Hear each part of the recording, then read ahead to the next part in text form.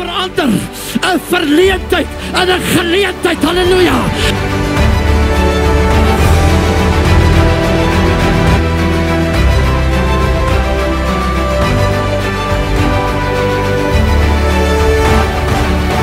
Ek en jy is gered met 'n doel. Because God has a tendency to look down into the valley. Extraordinair sal jou onderskei van die groepie van ordinair.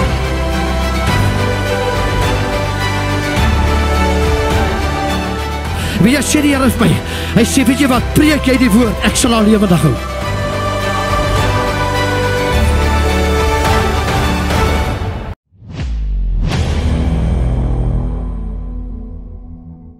Baie hartelike goeie naand op hierdie Sondag aand. Weer daar by jou. Kruiskyk, Sondag aand. The Light Ministries, Pastor Rolf Kelvin vanaand. As dit nie ek is nie, is dit jou moet ek my vrou het gaan praat, maar vanaand is dit ek. In Desember, hier in die hartjie van Desember, jaar is amper verby. En wat 'n wonderlike geleentheid is dit om met jou te kan gesels. Baie dankie dat jy inskakel. Ons wil so dankie sê aan elke liewe een wat kontak maak met ons. Ons nommers is aan die einde van hierdie uitsending. My nommer en Desiree sin, en soos ek amper elke week sê, as julle graag ons stemboodskappe wil ontvang deur die week, elke oggend, myne maandag tot Vrydag, elke oggend so skuins voor 7:30, stuur ons voice clip uit, so 20 minute, en dan Vrydagoggende, my vrou, Daughters of the King, Woensdaagaand is dit ek en sy, met morning discussion, saam met Pastor Rolf en Desiree Kelvin van The Light Ministries Newcastle, en dit is vir ons lekker. Jy kan net vir ons 'n WhatsApp stuur, baie van julle het dit al gedoen, ons laai op die groepe, en al wat ons vir jou vra, bid vir ons, en stuur daardie stemboodskappe, maak sommer so 'n broadcast groep, op jou telefoon en stuur ons voice clips uit, dis al wat ons vir jou vra. Maar dit is lekker om jou te kan gesels. Baie dankie dat julle ons so getrou ondersteun, dat julle kyk en dat julle vir ons sulke mooi boodskappe stuur. Nou, ek wil net so met jou 'n paar gedagtes deel rondom drie aspekte in die boek Lukas 9 en Lukas 10. Ek wil nou nie sê 3 bene waarop die saligheid staan, of 3 bene. Dit is net 3 dinge wat Jesus genoem het, laat ek het so stel, wat vir my baie relevant is op ons verhouding met die Here as kinders van die Here, want ek bedoel, ek het jare terug gesê, jy weet, as jy staan vir iets. Die kerk moet agter die ou kraalmuurtjie uitkom. En die wêreld moet weet wie jy is. You cannot serve God. Jy kan die Here nie dien. You cannot serve him in secret. You have to go and tell it on the mountains. Gaan vertel dat Jesus red en genees, en hy doop nog met sy Heilige Gees. En dat 'n voorreg is om dit te kan doen. Nou, Jesus lê besoek af by Martha en Maria. Hy sê op hulle reis het hy, dis nou Jesus, in 'n sekere dorp gekom, en 'n vrou met die naam van Martha het hom aan haar reis ontvang. En sy het 'n suster gehad met die naam van Maria. Die het aan die voete van Jesus gesit en na sy woord geluister. Maar Martha was baie besig om alles klaar te maak. Sy kom toe daar staan en sê, Here, gee U nie om dat my suster my alleen laat en bedien nie? Sê dan vir haar dat sy my moet help. Jesus antwoord en sê vir haar, Martha, Martha, jy is besorgd oor en verontrus oor baie dinge. Maar nou hier is die ding, as jy maar een ding is nodig. En Maria het die goeie deel uitverkies, wat van haar nie weggeneem sal word nie. Maar een ding is nodig. Nou, sy doen soos ek reken dat Martha was 'n baie eerbare vrou. Sy was natuurlijk 'n baie huislike vrou. En Jesus kom by hulle aan. Nou was dit dalk nou net om hierdie boodskap oor te dra, hierdie les te leer, en om ons te leer dat you can have all the accolades, Jy kan al die bekwaming hê, jy kan sertifikate hê, jy kan hê net wat jy wil hê. Hy sê, een ding is nodig. Met ander woorde, en hy verwys dadelik na Maria, wie by sy voete gesit het. Nou kom Martha, ek dink amper sy is maar so effe van 'n skindermond ook gewees, want sy probeer nou Maria in 'n swak lig plaas by Jesus, maar Maria het vir hom gedoen wat vir hom belangrik was, en dit was, sy was by sy voete. Met ander woorde, toe hy antwoord, hy sê, maar een ding is nodig, toe sê hy by implikasies, dat wat jy doen, is goed, dis betaamlik, in baie opsigte, is dit reg, want jy is 'n goeie gasvrou, maar jy kom hierdie ding kort, wat Maria het. Hy kon net sowel gesê het, ja, maar Maria het nou weer, sit by my voete, maar sy moet leer, om te doen wat jy doen. Hy noem wat vir hom relevant is, en dit was die plek by sy voete, waar Maria gesit het, en geluister het na die woord. Nou, een ding is vir my, wat vir my uitstaan hier soos 'n paal bo water, is dat hy sê, een ding. As daar 'n ding is wat ek en jy nodig het, daar's baie goed wat ons nodig het. As daar een ding is wat ons baie nodig het, and that is to spend time with God. Nou, ek gaan nou weer terugkom na dit toe. Nou, in Lukas 9, vers 23, gee hy 'n ander sleutel, of 'n ander geheim. Hy sê, en hy, dis Jesus, sê vir almal, as iemand agter my wil aankom, moet hy homself verloon, sy kruis elke dag opneem en my volg. As iemand, so, hy gee 'n boodskap vrylik, maar hy trek die strop in, en hy sê, as iemand, obviously, wie nou vandag luister, my wil volg, moet hy homself verloon, en sy kruis elke dag opneem. Nou, mense, julle moet hoor wat ek vanaand vir julle sê. Ek en jy kan nie met gisterse goeders vandag ingaan nie. Wat ek daarby bedoel is, ek is 'n voorstander om altyd te sê, ja, 'n resep wat altyd gewerk het, sal vandag werk. Maar ek bedoel, soos wat jy elke liewe dag ander klere aantrek, wanneer jy uitgaan, is dit belangrik dat ek en jy sal besef, dat ek en jy elke dag, ons kruis moet opneem. Nie ons blomme opneem nie, nie sagte goed, jou kruis, en 'n kruis is nou maar 'n stryd. Daar's so 'n liedjie wat sê, hou my trou, Here Jesus, hou my trou. Daar's 'n stryd wat ek moet stry, maar daar's oorwinning te verkry. Paulus skryf in Efesiërs, hy sê, eintlik my broeders, word kragtig in die Here, in die krag van sy sterkte. Nie deur jou krag nie. As ek en jy gevegloos, strydloos bestem is vir dit. I've said it so many times, that giving your life to Jesus does not guarantee you that you're going to have a bed of roses. Hy sê, neem elke dag jou kruis op. 'n nuwe stryd, 'n nuwe geveg, 'n nuwe ywer, 'n nuwe waaksaamheid, 'n nuwe gebed, 'n vars salwing. Hy sê, met ander woorde, hy sê, as daar iemand is wat my wil volg, dis hoe jy my gaan volg. Nou sê hy daar in vers 62 van Lukas 9, hy sê, niemand wat sy hand aan die ploeg slaan en agtertoe kyk, is geskik vir die koninkryk van God. En in Filippense 3 vers 14 sê die volgende, ek vergeet die dinge wat agter my is. Nou, luister julle ouens, as daar nou 'n ding is, wat baie kinders van die Here 'n geweldige stryd het, dan is dit daardie geveg van om dinge te vergeet. Dis soos Lot se vrou. She was so attached to the city that what God had reserved for her to elevate them.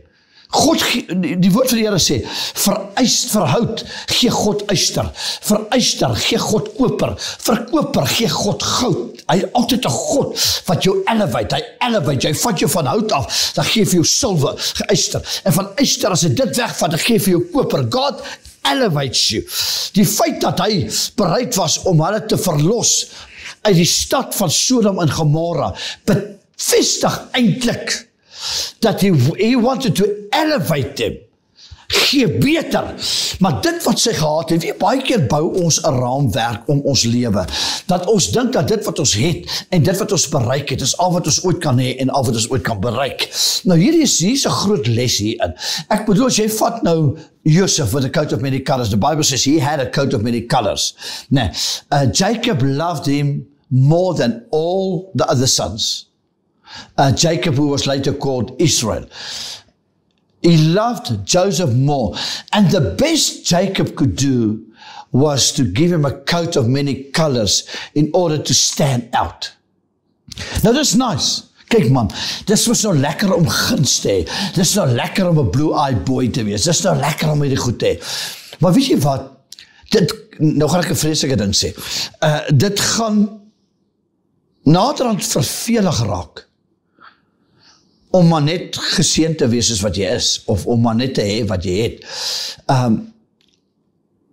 In orde vir God om, Joseph would never have discovered the kingship within him if he stayed between his brothers with a coat of many colors. As hy net by hulle gebly het met a coat of many colors, that's it. But he had to go through some stuff. Hy moes gevoel het, hoe voel het om deur sy eie broers gehaat te word, om deur sy eie broers verkoop te word, hoe om in 'n put te beland, hoe om in 'n paleis te beland, en 'n vrou lieg oor hom, hoe om in die tronk te beland. En alles hierdie goedes was fases so. Nou hier is hy sê, niemand wat sy hand in die ploeg slaan, en agtertoe kyk, is geskik vir die koninkryk van God nie. Jy kan nie die Here dien en terug verlang nie. Wie was die grootste nagmerrie in die wildernis? Dit was nie noodwendig, dit het later so geword, maar dit het begin, die Bybel praat van die bylopers. Daar het 'n hele klomp, dis bewys, daar het 'n klomp Egiptenare saam met die Israeliete getrek in die wildernis in. En hulle was agter die inisiatief vir die goue kalf, want 'n kalf was 'n tipe, 'n embleem van 'n kalf, was 'n tipe van die God wie die Egiptenare aanbid het. Wat probeer ek sê? Hulle was in die wildernis. Hoeveel keer het die volk van die Here gesê, ja, maar het ons nie maar eerder gebly nie, maar they were instigated by the Egyptians, die bylopers, 'n paar wat saam gegaan. Nou sê die Bybel, 'n klein bietjie suurdeeg maak die hele baksel suur. So wat probeer ek nou vanaand vir jou sê? Die eerste ding is, die Here sê vir Martha, hy sê, Martha, by implikasie, dit wat jy doen is goed, maar Maria het die beter deel uitgesoek. Sy het die tyd gesoek om by my voete te spandeer. Met ander woorde, mense, ons moet baie keer net waaksaam wees, dat ons nie so besig raak, selfs in die bediening, soms as jy is so busy with the things, met die goed van die Here, en nie die Here van die goeders nie. Jy sal bijvoorbeeld dink, ja, maar ek nou dit gedoen, en ek het blomme gesit, of ek het die stoel daar gepakt, of ek het nou dit gedoen, en dink jy myself, okay, ek doen goed. Nee, niks kan jou verhouding met die Here vervang nie. En dit het daad Maria, hy sê, maar een ding Martha, jy doen altyd die goed, maar leer by jou suster, wie jy nou sê lei is, sy sit by my voete, daar is die eerste been. Die ander een is, dat as jy hom wil volg, moet jy elke dag jou kruis opneem en hom volg, wat sê, there's going to be trials and tribulations, daar gaan goedes gebeur, elke liewe dag, neem jou kruis op en volg my. It's not a bed of roses. Dan die derde een is, niemand wat sy hand in die ploeg slaan en agtertoe kyk nie, is geskik vir die koninkryk. As Josef een keer, en weet jy wat is altyd vir my die wonderlike gedeelte uit die verhaal van Josef, is dit. Jy lees nêrens, ek het dit nie gelees, ek het die ou vertaling, ek lees nie, in die tyd wat Josef verkoop was, tot die tyd, onthou dit was ongeveer, had ek dit geuitwerk, 22 jaar, 22 weet ons, so baie van julle weet dit ook nie, 22 beteken the light will manifest. So vir 22 jaar is hy verwyderd van sy broers en sy pa af. Jakob rou, en hy moet eintlik nie rou nie, want hy het gedink Josef is dood. Maar vir 22 jaar, ek lees nie een keer dat Josef verwyd het nie. Selfs nie toe homself as sy broers geopenbaar het. Toe was Josef 39 jaar oud, hy was 17 toe hom verkoop het. Hy was 39 toe hy homself openbaar aan sy broers. 39 beteken waarheid. Julle sal die waarheid ken en die waarheid julle vrymaak. Wat sê hy vir sy broers? Hy sê, julle het my nie hier gesit nie, maar God het my voor julle uitgestuur. Nie een keer in die hele tyd van Josef lees ek een keer dat Josef hulle verwyd het nie. Hoekom sê ek dit? Baie mense wil die Here dien en aanhou terugkyk na die seer wat jy gekry het gister en die seer wat jy gekry het eergister. And you're so busy weeping about what you have lost instead of rejoicing what you have gained. Come on mense, ek is Afrikaans en ek sê ding in Engels mooi. You are so busy weeping about the things you have lost instead of rejoicing about the stuff you have gained. Want miskien moes jy een of twee goed verloor het. Nou sê hy, weer terug na Martha toe. Hy sê, Martha, jy is so besig, jy busy. Jy is so besig. Jy doen alles reg. Ek waardeer het, maar een ding kom jy kort. En dit is, Maria het die goeie deel uitgesoek. Kruis, kyk, luister. Raar. Kry altyd die goeie deel. Die goeie deel. En dit is tyd met hom. Die ander een is, as jy hom gaan volg, wees verseker, dit gaan nie wees sonder om 'n kruis te dra nie. Neem jou kruis op en volg my, sê hy. En dan sê hy, as jy by my voete tyd spandeer, en jy het jou kruis opgeneem, weet dan, as jy dit doen, moet nie terugkyk nie. Wat gebeur met Lot se vrou? Sy word 'n soutpilaar. Want dit wat sy agtergelaat het was vir haar groter as dit waarheen God haar wou vat. Baie mense sal bereid wees. En ek sê sal bereid wees. Hulle sal bereid wees om die hemel te wil mis. Of nie te wil mis nie. Die kans staan om die hemel te mis. As wat hulle eerder sal vergeet wat agter jou gebeur het. Filippense 3 vers 14 sê, ek vergeet die dinge wat agter my is. As jy nie bereid is om vry te spreek nie, jy nie bereid is om vorentoe te gaan nie, jy nie bereid is om nie terug te kyk nie, sê die woord van die Here, is nie geskik vir die koninkryk van God nie. Jy kan al die ander goed doen. Jy kan dink jy's oulik, en jy kan nog werklik miskien oulik wees. Maar as jy nie gaan maak soos Maria maak, tyd by sy voete nie. As jy nie gaan maak om jou kruis elke dag op te neem, om hom te volg nie, en as jy nie gaan vergeet die dinge wat agter jou is nie, wil hierdie pastoor vandag vir jou sê, gaan jy die hemel mis, so wyd as wat die Here se genade is. Nou, ons leef in 'n tyd waar mense is asof we want to blame somebody. Jy weet, dis nie lekker om amper vir jouself te sê, kry vir jouself.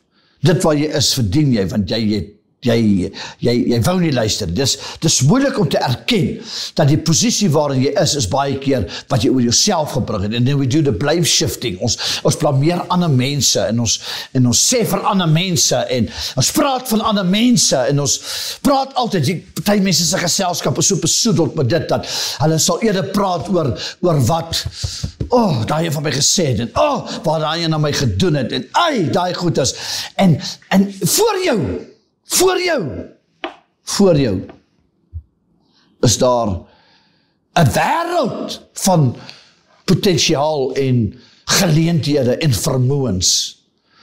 But sometimes we just choose to be bitter. Choose not to forget. Choose not to forgive. En dan dink ons as ons besig is met die goedjies, soos Martha, dat dit please God, is nice om het te doen. Jy weet, as ek na 2025 kyk, dan dink ek vir myself, is dit menslik moontlik dat 'n jaar so vinnig kan verbygaan? En ek vra vir jou worship luisteraar, spandeer jy tyd by Jesus se voete soos 'n Maria? Ek vra jou, is dit soos Lukas 9:23 sê, ek wil graag vir jou lees, En hy sê vir hulle, as iemand agter my wil aankom, dis your choice. Eers sê hy, as iemand agter my wil, that's your choice. Dan sê hy, moet. Hey. So, if you decide that you're going to follow him, dan sal ek sê, I have decided to follow Jesus. If you have decided to follow Jesus, dan sê die Here, is fine, I accept it, maar jy moet jouself verloon. Ek leef nie meer nie, Christus leef in my. Minder van my, meer van hom. En elke dag jou kruis opneem. Ek vra jou dit, het jy dit gedoen in die jaar? En het jy hierdie jaar regtig waar?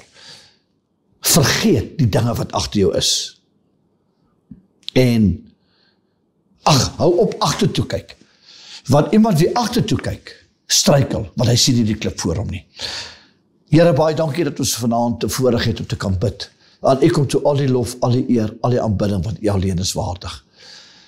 Here, ons noem hierdie gunstige oomblikke, en ek bid, Vader, dat hierdie kruiske kyker wie vanaand kyk, sal besef, ek moet soos 'n Maria, tyd by U voete spandeer. As ek U wil volg, dan moet ek myself verloon, en elke dag my kruis opneem.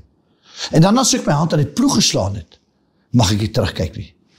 En Here, ek bid, want ons as Paulus sal sê, ek vergeet die dinge wat agter my is. Want niks wat agter ons is, kan ons help vir wat voor lê nie. Dankie vir die geleentheid, dankie dat hierdie persone geluister het, en ons dankie daarvoor, Here. Amen. Dankie julle ouens, ons waardeer dat jy geskakel het. En weet jy wat, volgende Sondag maak ons weer so hoor. Totsiens.